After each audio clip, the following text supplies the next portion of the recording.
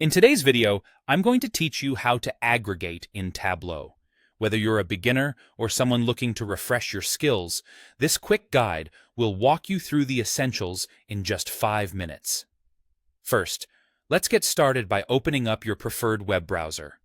Once you're there, you'll want to search for Tableau. This step is crucial as it will direct you to the Tableau website, where you can either log into your existing account or create a new one if you're just starting out. It's a straightforward process, and once you're logged in, you're ready to move forward.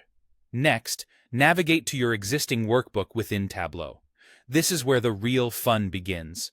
If you don't have a workbook yet, you might want to create a sample one first, or use one of the available templates to familiarize yourself with the interface. Assuming you have your workbook ready, let's dive right in. Now, focus your attention on the data fields you want to work with. You'll be dragging dimensions to the rows or columns shelves.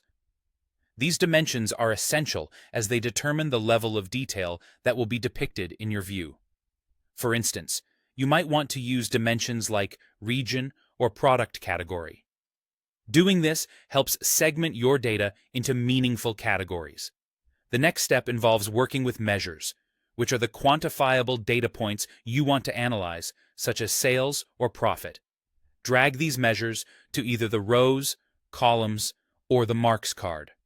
This positioning is important because it determines how your measures will be visually represented. You can have multiple measures in one view, allowing for a comprehensive analysis. Once your dimensions and measures are in place, it's time to perform the aggregation. To do this, simply right-click on any of the measures present in your view. You'll then see an option for Measure. Click on it and select the type of aggregation that suits your analysis needs.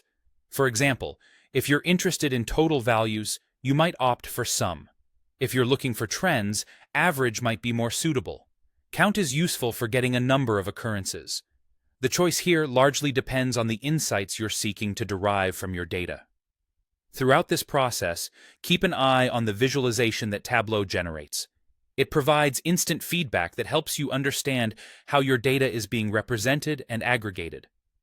This immediate visual feedback is one of the strengths of Tableau, making data analysis intuitive and efficient.